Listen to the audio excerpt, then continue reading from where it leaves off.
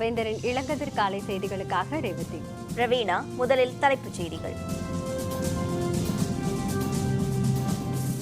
மதிப்பிழந்த பணத்தாள்களை வங்கிகளில் இனி மாற்ற முடியாது. டிசம்பர் 15ஆம் தேதி வரை அத்தியாவசிய சேவைகளுக்கு பயன்படுத்தலாம்.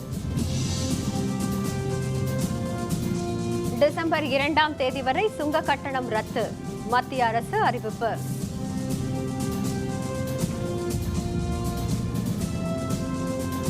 கூட்டுறவு வங்கிகளில் பணப்பரிமாற்ற அனுமதி கோரிய வழக்கு உச்சநீதிமன்றத்தில் இன்று விசாரணை.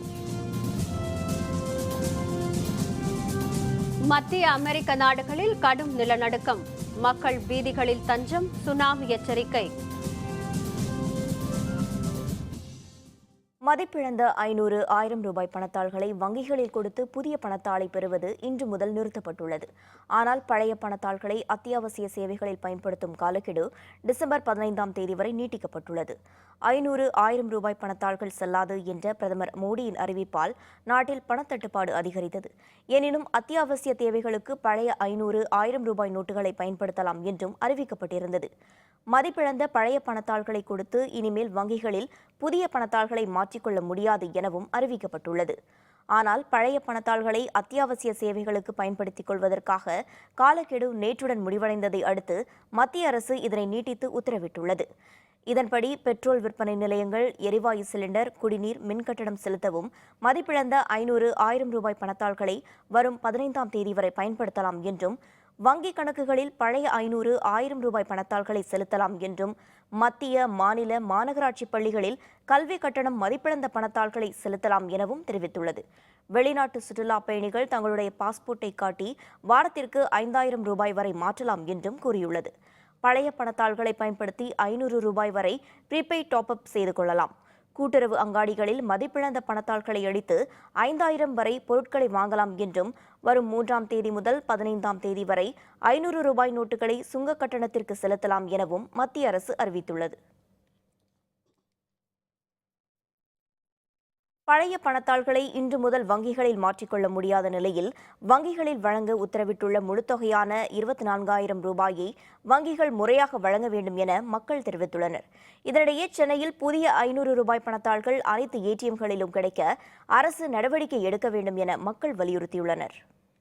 ஒவ்வொரு ஏடிஎம்மாக தேடி போய் 100 ருபீஸ் எடுக்க வேண்டியது இருக்குது. ஏன்னா எல்லாத்துலேயும் 2000 ரூபாய் தான் கிடைக்குது. அட்லீஸ்ட் ஏடிஎம்லையாவது ஒரு 500 கிடைக்கிற மாதிரி ரெடி பண்ணாங்கன்னா ரொம்ப யூஸ்ஃபுல்லாக இருக்கும் எங்களுக்கு. 24,000 ரூபாய் குறிப்பிட்ட ஒரு இந்த தொகையை மட்டும் மத்திய அரசு ஒரு கோட்பாடாக வச்சுருக்காங்க. 24,000 ரூபாய்ன்றது ஒரு சாத்தியமான ஒரு விஷயம் இல்லை. ஏன்னா அதுக்கு அதிகமாக தேவைப்படலாம், அதுக்கு குறைவாக தேவைப்படலாம். குறிப்பிட்ட வங்கிகளில் இப்போ நான் ஒரு வங்கியில் நான் கணக்கு வச்சுருக்கிறேன். ஆனால் அந்த வங்கியில் இப்போ நான் கேட்டால் அதுக்கு உண்டான சரியான தொகையை எனக்கு கொடுக்கறது கிடையாது. இன்னும் கவர்மெண்ட் இன்னும் மற்ற எல்லா ஏடிஎம்ஸ்லும் எல்லா பேங்க்ஸுமே, ஏன்னா இப்போ நான் பார்க்கும்போது ஒரு சில பேங்க்ஸில் மட்டுமே கேஷ் அவைலபிளாக இருக்குது. இருக்கிற எல்லா பேங்க்ஸுமே இது இனிஷியேட்டிவ் எடுத்து எல்லா பேங்க்ஸ்லும் எல்லா கஸ்டமர்ஸ்க்கும் 500 சேஞ்சஸ் அவைலபிளாக இருந்துச்சுன்னா it will be very nice. வங்கியில் செலுத்தப்பட்ட கணக்கில் காட்டப்படாத பணத்திற்கு சுமார் 60% வரி விதிப்பது பற்றி மத்திய அமைச்சரவை கூட்டத்தில் முடிவு செய்யப்பட்டுள்ளதாக தகவல் வெளியாகியுள்ளது. பணத்தால் செல்லாது என்ற அறிவிப்பால் நாடு முழுவதும் கோடிக்கணக்கான மக்கள் பாதிப்புக்கு உள்ளாகியுள்ளனர். இந்த நிலையில் பிரதமர் மோடி தலைமையில் தில்லியில் நேற்று இரவு மத்திய அமைச்சரவை கூட்டம் நடைபெற்றது. இதில் நிதியமைச்சர் அருண்ஜேட்லி உள்பட மூத்த அமைச்சர்கள் கலந்து கொண்டனர். இதில் வங்கிகளில் இதுவரை பணம் இல்லாமல் இருந்த ஜன்தன் யோஜனா கணக்குகளில் மொத்தம் 21,000 கோடி ரூபாய் செலுத்தப்பட்டது குறித்து ஆலோசிக்கப்பட்டதாக தெரியவந்துள்ளது. அது மற்றவர்களின் பணமாக இருக்கலாம் என்பதால் செல்லாத அறிவிப்பிற்கு பிறகு 2.5 லட்சம் ரூபாய்க்கு மேல் யார் யார் தங்களது வங்கி கணக்கில் செலுத்தினார்களோ அந்த பணம் கணக்கில் காட்டப்படாத பணமாக இருந்தால் அதற்கு சுமார் 60% வரி விதிப்பது பற்றி ஆலோசனை நடத்தப்பட்டதாக தெரியவந்துள்ளது. இதற்கு முன் அறிவிக்கப்பட்ட 30% வருமான வரி மற்றும் 200% அபராத தொகையை மாற்றியமைப்பது குறித்தும் ஆலோசிக்கப்பட்டுள்ளது. இதற்காக வருமான வரி சட்டத்தில் திருத்தம் செய்வது என்றும், நடப்பு நாடாளுமன்ற குளிர்கால கூட்டத்தொடரிலேயே இதற்கான சட்ட திருத்த முன்வரைவை கொண்டு வருவது எனவும் அமைச்சரவை கூட்டத்தில் முடிவு செய்யப்பட்டதாக தெரியவந்துள்ளது. நாடு முழுவதும் சுங்க கட்டண ரத்து வரும் டிசம்பர் 2ஆம் தேதி வரை நீட்டிக்கப்பட்டுள்ளதாக மத்திய அரசு அறிவித்துள்ளது. 500, 1000 ரூபாய் நோட்டுகள் செல்லாது என்ற அறிவிப்பை அடுத்து பணப்புழக்கம் குறைந்ததால் மக்கள் பெரிதும் அவதிப்பட்டு வருகின்றனர். இதனையடுத்து தேசிய நெடுஞ்சாலைகளில் வசூலிக்கப்பட்டு வந்த சுங்க கட்டண வசூல் முதலில் 11ஆம் தேதி நள்ளிரவு 12 மணி வரை ரத்து செய்யப்பட்டது. பின்னர் 14, 18 மற்றும் 24ஆம் தேதி வரை என 3 முறை நீட்டிக்கப்பட்டது. இந்த சலுகை நேற்று நள்ளிரவு 12 மணியுடன் முடிவடைந்த நிலையில் இதற்கான காலக்கெடு வரும் டிசம்பர் 2ஆம் தேதி வரை நீட்டிக்கப்பட்டுள்ளதாக மத்திய அரசு அறிவித்துள்ளது.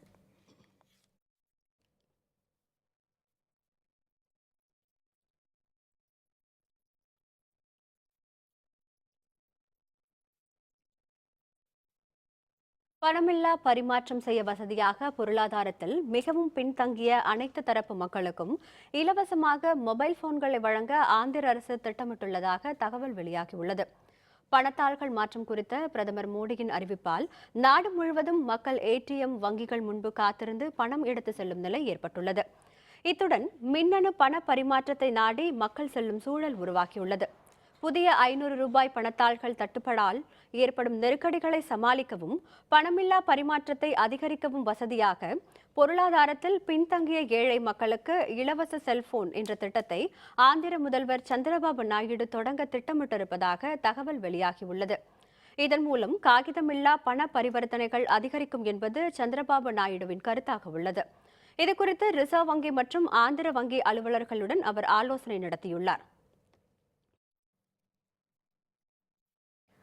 கூட்டுறவு வங்கிகள் மற்றும் சங்கங்களில் பழைய 500 மற்றும் 1000 ரூபாய் பணத்தாள்களை ஏற்றுக்கொள்வதற்கும் வாடிக்கையாளர்கள் பணத்தை எடுப்பதற்கும் அனுமதி அளிக்க கோரிய மனு உச்சநீதிமன்றத்தில் இன்று விசாரணைக்கு வருகிறது.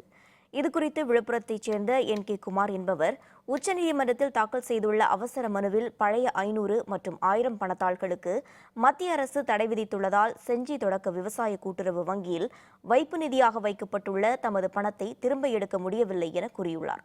அந்த கூட்டுறவு அமைப்பில் வைப்பு நிதிகள் ஏற்றுக்கொள்ளப்படுவதோடு லாக்கர் வசதிகளும் உள்ளதாகவும் கடந்த 8ஆம் தேதி பழைய பணத்தாள்கள் செல்லாது என்று வெளியிடப்பட்ட அறிவிப்பில் கூட்டுறவு வங்கிகள் உள்ளிட்ட நிதி அமைப்புகளில் கணக்கு வைத்துள்ள வாடிக்கையாளர்கள் தங்கள் பணத்தை எடுப்பதற்கு அனுமதி அளிக்கப்பட்டுள்ளதாகவும் தெரிவித்துள்ளார். எனவே அந்த உத்தரவை செயல்படுத்துமாறு மத்திய அரசுக்கும் ரிசர்வ் வங்கிக்கும் உத்தரவிட வேண்டுமென அந்த மனுவில் கூறப்பட்டுள்ளது. அந்த மனு மீதான விசாரணை தலைமை நீதிபதி TS தாக்கூர் தலைமையிலான உச்சநீதிமன்ற அமர்வு முன்பு இன்று நடைபெறவுள்ளது. Bengaluru KG road bank of India வங்கியிலிருந்து 1,37,00,000 ரூபாய் பணத்துடன் கடத்தப்பட்ட வாகனம் வசந்த் நகர் பகுதியில் மீட்கப்பட்டது. அதிலிருந்து 45 லட்சம் ரூபாயை காவல்துறையினர் மீட்டுள்ளனர். தப்பி ஓடிய வேன் ஓட்டுநரை தேடி வருகின்றனர். பெங்களூரு உப்பார்பேட்டை சரக்கத்திற்கு உட்பட்ட KG road bank of India வங்கி ATMல் பணம் நிரப்ப வந்த வாகனத்தை ஓட்டுநர் டொமினிக் என்பவர் 1,37,00,000 ரூபாய் பணத்துடன் கடத்தி சென்றார். இதுகுறித்து வழக்கு பதிவு செய்த காவல்துறையினர் 4 தனிப்படை அமைத்து தேடி வந்தனர். இந்நிலையில் நேற்று காலை வாகனம் மட்டும் வசந்த் நகர் சரக்கத்திற்கு உட்பட்ட மவுண்ட் கார்மல் கல்லூரியின் அருகே நின்றிருந்தது கண்டுபிடிக்கப்பட்டது. பொதுமக்கள் அளித்த தகவலின் பேரில் அங்கு சென்ற காவல்துறையினர் வாகனத்தை திறந்து பார்த்தபோது 45 லட்சம் ரூபாய் மட்டுமே இருந்தது.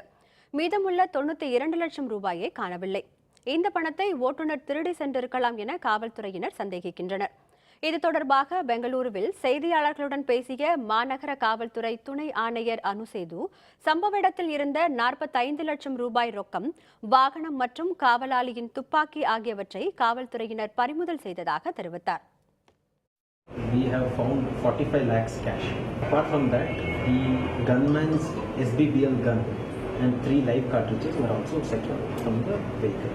He, his wife and a 12-year-old son are still at large. We are inquiring into the whereabouts of him and his wife through his family. நேபாளத்தில் இந்தியாவின் பழைய 500, 1000 ரூபாய் பணத்தாள்களுக்கு பதிலாக புதிய 500 மற்றும் 2000 ரூபாய் பணத்தாள்களை மாற்ற அந்நாட்டு அரசு தடை விதித்துள்ளது. அந்நிய பரிமாற்ற மேலாண்மை சட்டத்தின் கீழ் இந்திய ரிசர்வ் வங்கி முறையான அறிவிப்பு அளித்த பின்னரே இது தொடர்பான முடிவு எடுக்கப்படும் என்று நேபாள ராஷ்டிர வங்கி தெரிவித்துள்ளது. இது மாதிரியான அறிவிப்புதான் நேபாளத்தில் வசிக்கும் வெளிநாட்டினர் இந்திய பணத்தாள்களை வைத்துக் கொள்ள அனுமதிக்கும் என்று அறிவிக்கப்பட்டுள்ளது.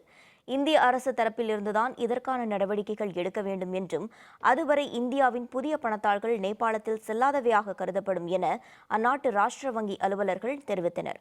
நேபாள நாட்டை சேர்ந்தவர்கள் இந்திய ரூபாய் மதிப்பில் 25,000 ரூபாய் வரை வைத்துக் கொள்ளலாம். மகாராஷ்டிர மாநிலம் மும்பையில் தூக்கம் வராமல் காப்பகத்தில் விளையாடிய 10 மாத குழந்தையை பணிப்பெண் அடித்து துன்புறுத்திய காட்சிகள் கண்காணிப்பு கேமராவில் பதிவாகியுள்ளது. இந்த சம்பவம் பெற்றோரிடையே அதிர்ச்சியை ஏற்படுத்தியுள்ளது.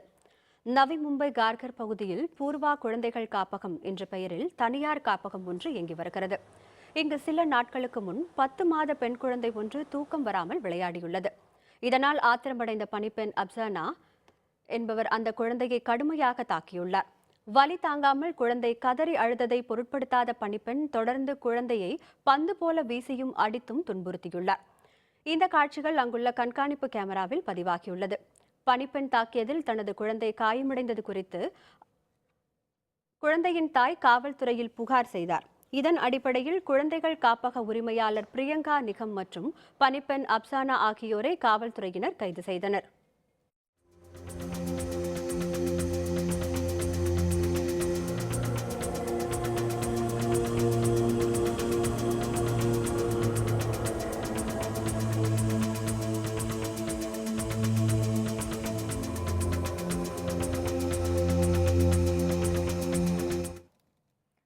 தமிழகத்தில் அடுத்த சில நாட்களுக்கு பனிப்பொழிவு நீடிக்கும் என சென்னை வானிலை ஆய்வு மையம் தெரிவித்துள்ளது.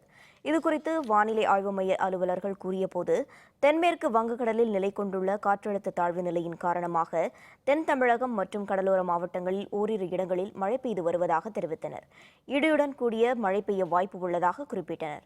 ஆனால் தமிழகத்தின் மற்ற இடங்களில் பனிப்பொழிவு காணப்படுவதாகவும் இது இன்னும் 3 அல்லது 4 நாட்களுக்கு நீடிக்கும் என்றும் பின்னர் மழைப்பொழிவிற்கான சூழல் உருவானால் பனிப்பொழிவு இருக்காது எனவும் வானிலை ஆய்வு மையம் தெரிவித்துள்ளது. மத்திய அமெரிக்க நாடுகளான எல் சல்வேடோர் மற்றும் நிகாரகுவா ஆகிய நாடுகளில் கடும் நிலநடுக்கம் ஏற்பட்டது. மத்திய அமெரிக்க நாடுகளான எல் சல்வேடார் மற்றும் நிகாரகுவா ஆகிய நாடுகளில் ஏற்பட்ட கடும் நிலநடுக்கம் ரிக்டர் அளவில் 7.2 பதிவானது. 120 கிலோமீட்டர் தொலைவில் 33 கிலோமீட்டர் ஆழத்தில் கடலில் ஏற்பட்ட நிலநடுக்கத்தால் சுனாமி எச்சரிக்கை விடுக்கப்பட்டுள்ளது. நிலநடுக்கத்தை அடுத்து குடியிருப்புகளில் வசித்த மக்கள் வீதிகளில் தஞ்சமடைந்தனர். இதேபோன்று நிகாரகுவா நாட்டில் புயல் காரணமாக கனமழை பெய்தது. கடலோர பகுதிகளில் வசிக்கும் ஆயிரக்கணக்கான மக்கள் பாதுகாப்பான இடங்களில் தங்க வைக்கப்பட்டுள்ளனர். நிலநடுக்கத்தால் ஏற்பட்ட பாதிப்புகள் குறித்த முழுமையான தகவல்கள் இன்னும் வெளியாகவில்லை. விளைநிலங்களில் புகுந்த காட்டு யானை, ஏராளமான தென்னை மரங்கள் சேதம். விவரம் விளம்பர இடைவேளைக்கு பிறகு.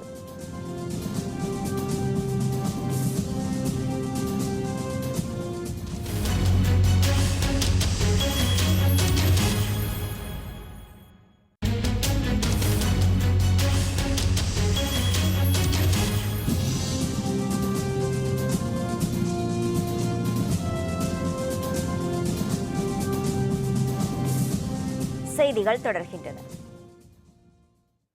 மறைந்த முன்னாள் முதல்வர் எம்ஜிஆர் சொத்துக்களை நிர்வகிக்க ஓய்வு பெற்ற நீதிபதி ஹரி பரந்தாமனை நியமித்து சென்னை உயர்நீதிமன்றம் உத்தரவிட்டுள்ளது.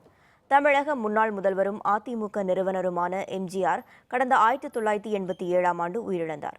இந்நிலையில் சென்னை ராமவரத்தில் உள்ள அவரது வீடு மற்றும் ஆலந்தூர், விருகம்பாக்கம், மாதவரம் உள்ளிட்ட பகுதிகளில் உள்ள அவரது சொத்துக்களை உயர்நீதிமன்ற உத்தரவுப்படி லதா ராஜேந்திரன் என்பவர் நிர்வாகம் வந்தார். சொத்துக்களை நிர்வாகம் செய்யும் பொறுப்பில் தங்களையும் சேர்க்க கோரி எம்ஜிஆரின் மனைவி ஜானகியின் அண்ணன் மகள்களான கீதா மோகன், பானு உள்ளிட்ட 6 பேர் உயர்நீதிமன்றத்தில் வழக்கு தொடர்ந்தனர். இந்த வழக்கு சென்னை உயர்நீதிமன்ற நீதிபதி MM சுந்தரேஷ் முன்பு விசாரணைக்கு வந்தது. சென்னை அடையாறில் உள்ள சத்யா ஸ்டுடியோவில் வாடகைக்கு இருந்து வரும் சுவாமிநாதன் என்பவர் எம்ஜிஆர் எழுதிய உயிலை தாக்கல் செய்தார். அதில் தனது சொத்துக்களை தனக்கு பிறகு ராஜேந்திரன் என்பவர் நிர்வாகம் செய்ய அனுமதி வழங்கியும் அவருக்கு பின்னர் உயர்நீதிமன்றம் தமது சொத்துக்களை பராமரிக்க வேண்டும் எனவும் எம்ஜிஆர் எழுதி வைத்த உயிலில் கூறப்பட்டிருந்தது. அதனை ஏற்ற நீதிபதி மறைந்த முன்னாள் முதல்வர் எம்ஜிஆரின் சொத்துக்களை பராமரிக்க ஓய்வு பெற்ற நீதிபதி ஹரி பரந்தாமனை நியமித்து தீர்ப்பு வழங்கினார். உயிலி சாசனத்தின்படி எக்ஸிக்யூட்டார் இறந்த பின்பு உயர்நீதிமன்றம் தான் இந்த நிர்வாகத்துக்கு ஒரு அட்மினிஸ்ட்ரேட்டரை நியமிக்க வேண்டும் என்று இருப்பதால் நீதியரசர் ஹரிபரந்தாமன் அவர்களை உயர்நீதிமன்றம் அட்மினிஸ்ட்ரேட்டராக நியமித்துள்ளது. இது இனிமேல் தான் நீதியரசர் அவர்களே எல்லா நிர்வாக பொறுப்புகளை எடுத்து சொத்துக்களை பராமரிப்பது சம்பந்தமாகவும் இன்ஸ்பெக்ஷன் செய்ததாகவும் பெரிய உத்தரவு ஒன்றை விட்டுட்டார். அந்த உத்தரவின் முழு விவரங்கள் இனிமேல் தான் தெரிய வரும். திருவள்ளூர் மாவட்டம் அத்திப்பட்டில் உள்ள வடசென்னை அனல் மின் நிலைய பராமரிப்பு பணிக்காக மின் உற்பத்தி நிறுத்தப்படுவதாக மின் நிலைய அலுவலர்கள் தெரிவித்துள்ளனர். அத்திப்பட்டில் இயங்கி வரும் வடசென்னை அனல் மின் நிலையத்தில் 3 அலகுகளில் தலா 210 மெகாவாட் மின் உற்பத்தி செய்யப்படுகிறது. 4 ஆண்டுகளுக்கு ஒருமுறை மேற்கொள்ளப்படும் பராமரிப்பு பணிகளுக்காக இந்த 2வது அலகில் 210 மெகாவாட் மின் உற்பத்தி நிறுத்தப்படுவதாக அனல் மின் நிலைய அலுவலர்கள் தெரிவித்துள்ளனர். பராமரிப்பு பணிகள் முடிக்கப்பட்டு 45 நாட்களுக்கு பின்னர் மீண்டும் மின் உற்பத்தி தொடங்கும் எனவும் அனல் மின் நிலைய அலுவலர்கள் தெரிவித்தனர். தேனி மாவட்டம் அருகே மலையடிவாரத்தில் உள்ள விளைநிலங்களில் புகுந்த காட்டு யானை ஏராளமான தென்னை மரங்களை சேதப்படுத்தியதால் விவசாயிகள் கவலையடைந்துள்ளனர். தேனி மாவட்டம் உத்தமபாளையம் அருகே மேற்கு தொடர்ச்சி மலையடிவாரத்தில் உள்ள பண்ணைபுரம் கிராமத்தில் கம்பு, எள், காய்கறிகள் உள்ளிட்டவைகளை விவசாயிகள் பயிரிட்டுள்ளனர். இங்கு பருவமழை போதிய அளவு பெய்யாததால் தென்னை சாகுபடியில் விவசாயிகள் ஆர்வம் காட்டி வருகின்றனர். பண்ணைபுரம் தீக்குண்டு என்ற இடத்தில் ராஜா என்ற விவசாயி நிலத்தில் உள்ள 60க்கும் மேற்பட்ட தென்னை மரங்களை காட்டு யானை ஒன்று பிடுங்கி சேதப்படுத்தியுள்ளது. இதனால் தென்னை விவசாயிகள் ஊருக்குள் புகும் யானைகளை விரட்ட வனத்துறையினர் தேவையான நடவடிக்கைகளை எடுக்க வேண்டும் என கோரிக்கை விடுத்துள்ளனர். புளிஞ்சு போட்டு தென்னை மரத்தை விவசாயத்துக்கு அப்புறம் சேதம் பண்ணனால ஃபாரஸ்ட் டிபார்ட்மெண்ட் இது ஒரு நல்ல பாதுகாப்பு எடுத்து கொடுக்கும் சார். அதே மாதிரி ஒரு காணோ ஒரு வலையை போட்டு கட்டினால் இதுக்கு இந்த ஆணை வந்து நிற்கிறதுக்கு காட்டு பக்கம் நிற்கிறதுக்கு ஒரு வாய்ப்பு இருக்குது. இல்லாட்டி நைட்டில் வந்து எந்த டயத்தில் வரும்னு சொல்ல முடியாது சார். வந்து பிடிங்கி சமசரி பூரா சேதப்படுத்தான் செய்யும் சார். இதுக்கு வந்து ஃபாரஸ்ட் டிபார்ட்மெண்ட் என்னன்னு எடுத்து பார்க்கணும் சார். ஈரோடு மாவட்டம் கோபிச்செட்டிப்பாளையம் சுற்றுவட்டார பகுதிகளில் போதிய மழை இல்லாததால் பயிர்களை காப்பாற்ற கிணறு வெட்டும் பணியில் விவசாயிகள் முனைப்புடன் ஈடுபட்டுள்ளனர். கோபிச்செட்டிப்பாளையத்தின் சுற்றுவட்டார பகுதிகளான தடப்பள்ளி, அரக்கன்கோட்டை போன்ற இடங்களில் கீழ்பவானி கால்வாய் ஆகியவற்றின் மூலம் பாசன வசதி பெற்று விவசாயம் நடைபெற்று வருகிறது. கடந்த 2 ஆண்டுகளாக போதிய மழை இல்லாததால் நிலத்தடி நீர்மட்டம் குறைந்துவிட்டது. ஆழ்துளை கிணறுகளை அமைக்கும் போது தண்ணீர் கிடைக்காமல் போவதால் விவசாயிகளுக்கு நஷ்டம் ஏற்படுகிறது. தற்பொழுது பவானி ஆற்றை ஒட்டிய விவசாய நிலங்களில் கிணறு வெட்டும் பணியில் விவசாயிகள் முனைப்புடன் ஈடுபட்டுள்ளனர்.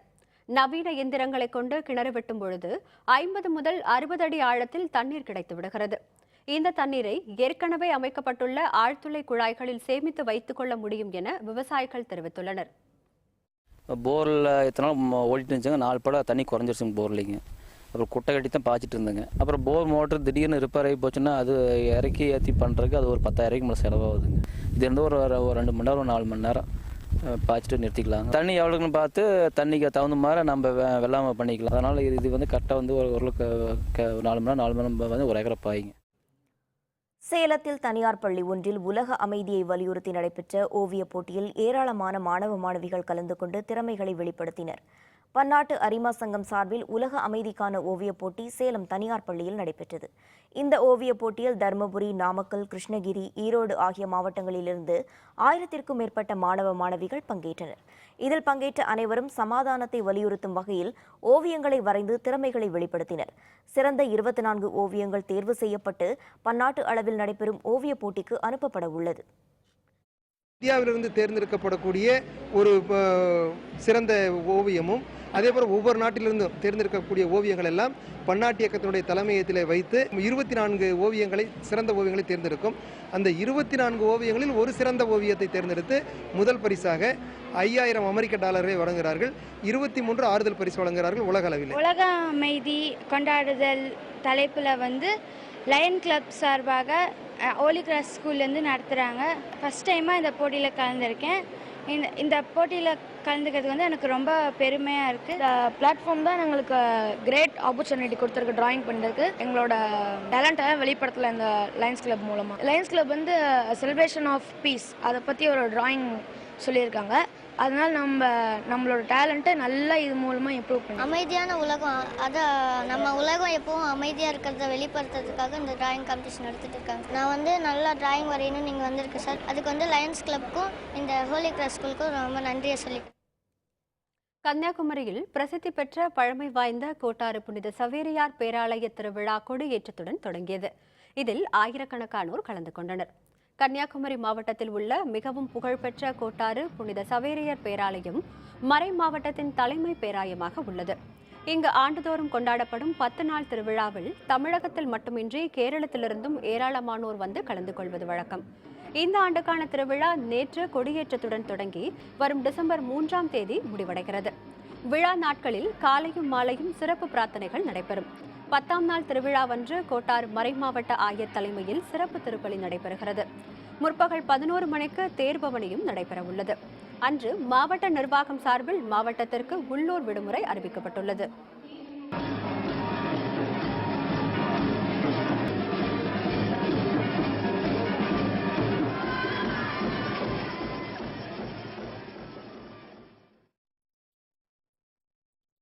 ISL கால்பந்து போட்டி கோவா அணியை வீழ்த்தியது கொல்கத்தா. விவரம் விளம்பர இடைவேளைக்கு பிறகு.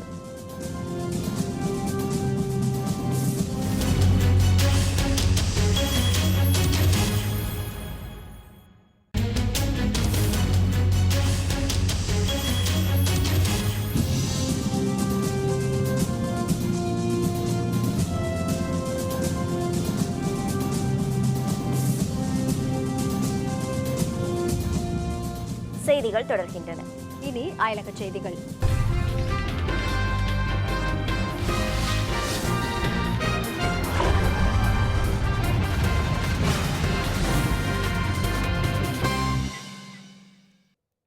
ஈராக்கில் ஷியா யாத்ரீகர்கள் சென்ற பேருந்தை குறிவைத்து நடத்தப்பட்ட வெடிகுண்டு தாக்குதலில் 100க்கும் மேற்பட்டோர் பலியானார்கள். ஈராக்கில் அர்பெயின் பண்டிகையொட்டி கர்பாலா புனித தளத்திற்கு சென்றுவிட்டு ஷியா யாத்ரீகர்கள் பேருந்தில் திரும்பிக் கொண்டிருந்தனர். பாக்தாத்திலிருந்து தென்கிழக்கில் சுமார் 120 கிலோமீட்டர் தொலைவில் உள்ள சோமாலி என்ற இடத்தில் பெட்ரோல் விற்பனை நிலையத்தின் அருகே வெடிகுண்டு நிரப்பப்பட்ட டிராக்டரை பேருந்துடன் மோத செய்து தாக்குதல் நடத்தப்பட்டது. இந்த தாக்குதலில் பெட்ரோல் விற்பனை நிலையத்தின் அருகே நின்றிருந்த 7 மினி பேருந்துகளும் எரிந்து சாம்பலாகின. இந்த தாக்குதலில் ஈரான் நாட்டைச் சேர்ந்த யாத்ரீகர்கள் பலர் உள்பட 100க்கும் மேற்பட்டோர் நிகழ்விடத்திலேயே பலியானார்கள். ஏராளமானோர் படுகாயமடைந்தனர். தகவல் அறிந்து வந்த பாதுகாப்பு படை வீரர்கள் படுகாயமடைந்தவர்களை மீட்டு மருத்துவமனைக்கு சிகிச்சைக்காக கொண்டு சென்றனர்.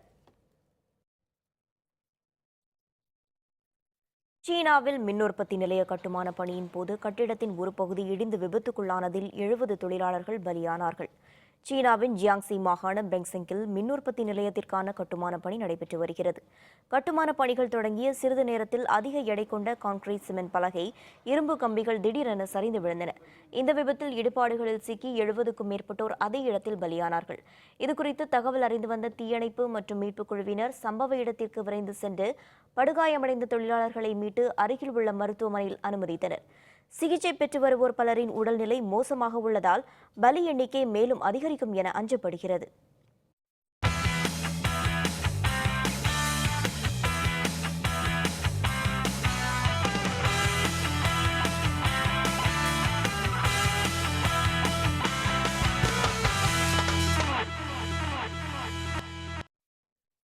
இந்தியன் சூப்பர் லீக் கால்பந்து தொடரில் நேற்றைய லீக் ஆட்டத்தில் அட்லெட்டிகோ டி கொல்கத்தா அணி 2-1 என்ற கோல் கணக்கில் கோவா FC அணியை வீழ்த்தியது. கோவா மாநிலம் ஃபடோட்டாவில் நடைபெற்ற ISL கால்பந்து தொடரின் 47வது லீக் ஆட்டத்தில் வெற்றி பெற வேண்டிய கட்டாயத்தில் களமிறங்கிய கோவா அணி அபாரமாக விளையாடியது. ஆட்டத்தின் 21வது நிமிடத்தில் கொல்கத்தா வீரர் லாரா அடித்த பந்தை கோவா கோல்கீப்பர் கட்டிமானி முறியடித்தார். 26வது நிமிடத்தில் ரூல்டாய்ஸ் அடித்த பந்தை பெலன் கப்சா தலையால் முட்டி கோலடிக்க 1-0 என்ற கணக்கில் கொல்கத்தா அணி முன்னிலை பெற்றது. ஆட்டத்தின் 80வது நிமிடத்தில் கோவா அணி வீரர் மந்தர் தேசாய் கோலடித்தார். சிறிது நேரத்தில் கொல்கத்தாவின் ஸ்டீஃபன் பியர்சனும் கோலடித்தார். இதனால் கொல்கத்தா அணி 2-1 என்ற கோல் கணக்கில் கோவா அணியை வீழ்த்தியது. இதனால் கோவா அணி அரையிறுதிக்கு முன்னேறும் வாய்ப்பை இழந்துள்ளது. இந்தியன் சூப்பர் லீக் கால்பந்து தொடரின் இன்றைய போட்டியில் கேரளம் புனே அணிகள் மோதவுள்ளன. இந்த போட்டி கொச்சி நகரில் இன்று இரவு 7 மணிக்கு நடைபெறவுள்ளது. சேலத்தில் தொடங்கிய முதலமைச்சர் கோப்பைக்கான விளையாட்டுப் போட்டிகளில் மாநிலம் முழுவதும் இருந்து 500க்கும் அதிகமான மாணவ மாணவியர் ஆர்வத்துடன் பங்கேற்றுள்ளனர். தமிழக பள்ளிகளில் பயிலும் மாணவ மாணவிகளிடையே விளையாட்டு ஆர்வத்தினை மேம்படுத்தும் வகையில் முதலமைச்சர் கோப்பைக்கான விளையாட்டுப் போட்டிகள் சேலம் மகாத்மா காந்தி விளையாட்டு மைதானத்தில் தொடங்கியுள்ளது. நேற்று தொடங்கி வரும் 26ஆம் தேதி வரை நடைபெறவுள்ள இந்த போட்டியில் 500க்கும் மேற்பட்ட மாணவ மாணவிகள் கலந்து கொள்கின்றனர். முதல் நாளில் 21 வயதிற்கு உட்பட்டவர்கள் பங்கேற்ற ஓட்டப்பந்தயம் உள்ளிட்ட பல்வேறு போட்டிகள் நடைபெற்றன. உள் விளையாட்டு அரங்கில் நடைபெற்ற தேக்வாண்டோ போட்டியில் தேசிய மற்றும் சர்வதேச போட்டிகளில் பங்கேற்ற வீரர் வீராங்கனைகள் கலந்து கொண்டனர். இப்போட்டியில் வெற்றி பெறும் மாணவ மாணவிகளுக்கு பரிசுகள் வழங்கப்படுவதுடன் மாநில அளவில் நடைபெறும் போட்டிகளில் தேர்வு செய்யப்பட உள்ளனர். 21 வயதுக்கு உட்பட்ட மாணவ மாணவிகள் கலந்து கொள்கிறார்கள். மாவட்டத்திலிருந்து 150லிருந்து 200 மாணவ மாணவிகள் கலந்து கொள்கிறார்கள். இதில் முதல் பரிசு தங்க மெடல் பதக்கங்களை பெறுகின்ற மாணவ மாணவிகள் அடுத்த மாதம் அதற்குள்ள ஜனவரி மாதத்தில் நடக்கின்ற மாநில அளவிலான நமது முதலமைச்சர் கோப்பைக்கான டேக்வாண்டோ போட்டியில் கலந்து கொள்ள தேர்வு செய்யப்படுவதை நேரத்தை தெரிவித்துள்ளேன். போன வருஷம் வந்து இன்டர்நேஷ்னல் மேட்ச்சில் வந்து பிரான்ஸ் மெடல் வாங்கியிருக்கேன். இப்போ வந்து எங்கள் டிஸ்ட்ரிக்ட் சாம்பியன்ஷிப் நடக்குது, சிஎம் ட்ராஃபியோடது. நெக்ஸ்ட் லெவல் வந்து ஸ்டேட் வந்து சென்னையில் நடக்குது. இப்போது டிஸ்ட்ரிக்டில் வந்து கோல்டு மெடல் அடிச்சிருக்கேன். நெக்ஸ்ட்டு ஸ்டேட்லேயும் கோல்டு மெடல் அடிப்பேன். ஒலிம்பிக்ஸில் கோல்டு அடிக்கணும். 2018 யூத் ஒலிம்பிக்ஸ் வருது, அதுலேயும் கோல்டு அடிக்கணும். மீண்டும் தலைப்புச் செய்திகள். மதிப்பிழந்த பணத்தாள்களை வங்கிகளில் இனி மாற்ற முடியாது.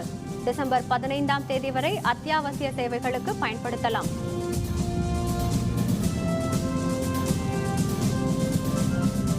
டிசம்பர் 2ஆம் தேதி வரை சுங்க கட்டணம் ரத்து, மத்திய அரசு அறிவிப்பு.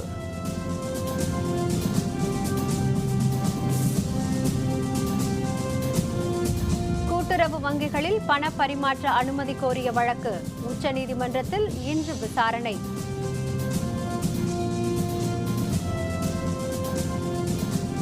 மத்திய அமெரிக்க நாடுகளில் கடும் நிலநடுக்கம், மக்கள் வீதிகளில் தஞ்சம், சுனாமி எச்சரிக்கை.